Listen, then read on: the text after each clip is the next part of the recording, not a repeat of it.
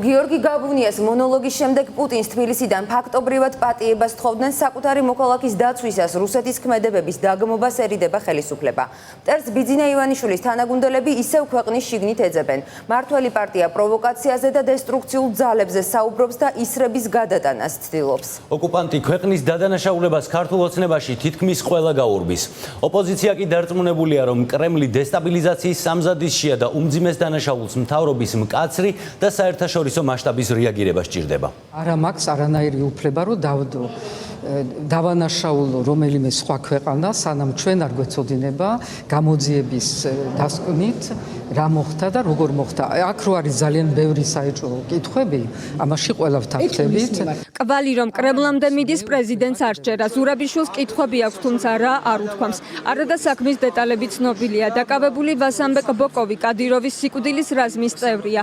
ჩეჩნეთის ლიდერი კი პუტინის ვასალი. ამოწყუარი მოცემულობის მიუხედავად ოკუპანტი ქვეყნის დადანაშაულებას ქართულ ოცნებაში თითქმის ყველა გაურბის. მათ შორის არის ირაკლი კობახიძე. ყოფილმა სპიკერმა კრემლის ნაცვლად შტურმი ისევ ოპონენტებზე მიიტანა. კობახიძის ნათქვამი მოგვიანებით მისმა თანაგუნდელებმაც განავრცეს. ოპოზიცია კრემლთან გააიგივეს და ქვეყნის მტრად ქართველი პოლიტიკოსები გამოაცხადეს.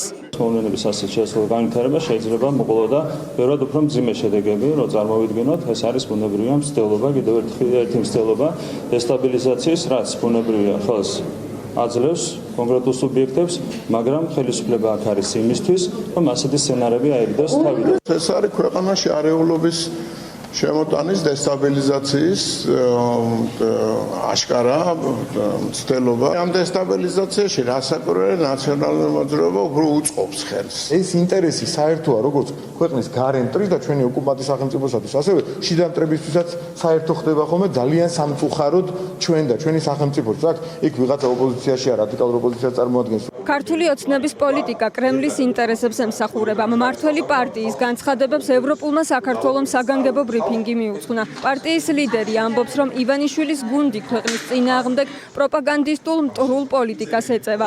პუტინის დადანაშაულების ნაცვლად ხელს ოპოზიციისკენ იშვერს და ქვეყნის უსაფრთხოებას რისკავს. პუტინის რეჟიმი კვლავ წავა ასეთ რისკზე, რომ ტერაქტი ჩაიდიროს ჩვენ ქვეყანაზე. თუ პოლიტიკურ ფასსაც კი არ ახდევინებ. და ჯერჯერობით ჩვენ ხედავთ არა თუ რუსეთის საკითხის წინ წამოწევას, რისი ლეგიტიმური ეჭვის საფუძველი უკვე არსებობს გამოძიების დასრულებამდეც. საჯარო განცხადებების გამო პუტინის რეჟიმის და კადიროვის. არამედ ხედავთ რომ ყველაზე კომფორტულ პროპაგანდას ეწევიან თან ბინძურს და ცილისწამებლურს რუსეთისთვის. ეს ყველაფერი შემოაქვთ ქვეყნის შიგნით საკუთარი ოპონენტების წინააღმდეგ. ვითარება რომ საგანგაშოა, ასე მხოლოდ ევროპული საქართველო არ ფიქრობს. ოპოზიცია სრული შემადგენლობით ეჭვობს, რომ კრემლი ტერაქტისთვის ემზადება. უმძიმეს დანაშაულს კი მთავრობის უმკაცრესი რეაგირება სჭირდება. პირველ რიგში საერთაშორისო ასპარეზზე. გიორგი გაბუნიას საქმე ისეთივე რეზონანსული უნდა გახდეს, როგორც მაგალითად სკრიპალების მოწამვლა იყო. თუმცა ოპოზიცია ქართული ოცნებისგან ადეკვატურ ნაბიჯებს ვერ ხედავს. მეტიც მთავრობის პოლიტიკას მონურს უწოდებს. ეს ყველაფერი არის საგანგაშო და მინიმუმ სამარცხვინოა ის ფაქტი, რომ ოფიციალურად 100%-ით ახლა კოლმეურნეობის თავმჯდომარესავით ასახელებენ, რომ ეს არის გაბუნია. 3 დღე ამ ხელა სკანდალი მიდის და ერთი კაცი არ დაკავშირებულია გაბუნიას, თუ საფრთხე არის, სახელმწიფო ვალდებულია იზრუნოს საკუთარი მოქალაქის უსაფრთხოებაზე. საგარეო საქმეთა სამინისტრო ამ წყალწყალა განცხადებებს კი არ უნდა აკეთებდეს. ეხლა საერთაშორისო ასპარეზზე უნდა იყოს ჰიპერაქტიული, რომ ჩვენ მეგობარი ქვეყნები ჩავაყენოთ საქმის კურსში, იმიტომ რომ დასავლეთს აქვს გამოცდილება მსგავს შემთხვევებში. ეს არის დაუფარავი და უტიფარი მუქარა, რომელიც ნამდვილად შეიცავს საფრთხეს და ქართული სახელმწიფო არ უნდა მოეკიდოს მას ისე, თითქოს ეს არის მხოლოდ და მხოლოდ განცხადება. ჩვენ ხედავთ, რომ ჩვენი მთავრობის პასუხები არის სრულიად არაადეკვატური, სრულიად შეუსაბამო. საერთაშორისო ასპარეზზე რეაგირება კი იგვიანებს. პარტნიორებისთვის ჯერ ხელისუფლების არც ერთ შტოს მიუმართავს, მათ შორის არც დიპლომატიურ უწყებას. საგარეო საქმეთა სამინისტრო მხოლოდ წერილობითი განცხადებით შემოიფარგლა. რუსეთის კრიტიკა ვერც აქ მოხვდა. ხელისუფლების რეაგირებაზე მსჯელობა გაგრძელდება გიორგი თარგამაძის ფორმულაში. რუსული ხელწერა ტერორისტული აქტები, როგორც შიდა დესტაბილიზაციის წყარო. თოქ-შოუში გაიხსენებენ პრეცედენტებს, როგორ ამღვრევს ბოლო წლებია წყალს რუსეთი საქართველოში. თბილისის 8 მაჟორიტარული ოლქის კანდიდატებზე შეთანხმება ფინიშისკენ გადის. წარმატებულს უწოდებს მოლაპარაკებებს ელენე ხოშტარია, რომელიც კენჭს ვაკეში იყრის. ასევე ევროპული საქართველოს სახელით მოგებას მთაწმინდის ოლქში ეცდება შალვა შავგულიძე. სამგორის ოლქში ამ დრომდე ნაციონალური მოძრაობიდან 2 ლიდერი განიხილება: ზაალ უდუმაშვილი და ლევან ხაბეიშვილი. გლდანში კი ნომინირებას სავარაუდოდ ნიკა მელია გეგმავს. სავარაუდოდ ოპოზიციური შეთანხმების ნაწილია საბურთალოს ოლქის დატოვება კანდიდატურის გარეშე იმ განზრახვით, რომ იქ ოპოზიცია ხმებს ალეკო ელისაშვილს არ წაართმევს. თავად ელისაშვილი კი ოპოზიციასთან კოორდინირებულ მუშაობაზე ამ დრომდე უარზეა და არც საკუთარი გეგმების გამხელას ჩქარობს.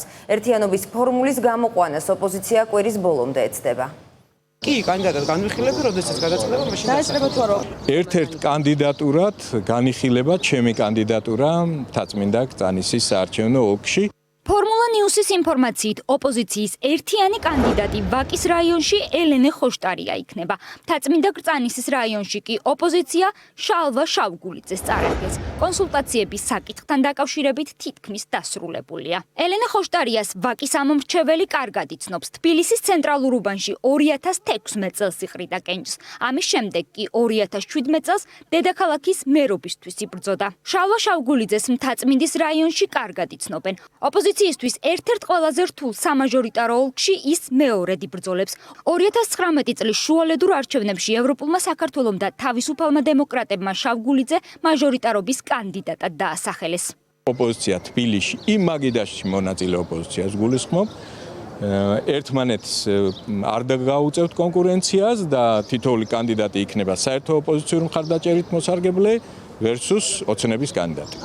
გლდანში, რომელიც თბილისის 8 ოლქიდან ყველაზე დიდია, ნაციონალური მოძრაობა ნიკა მელიას წარადგენს. სამგორის რაიონში პარტია 2 კანდიდატზე მსჯელობს: ზაალ უდუმაშვილი თუ ლევან ხაბეიშვილი. პარტიაში გადაწყვეტილება ბოლომდე მიღებული არ არის.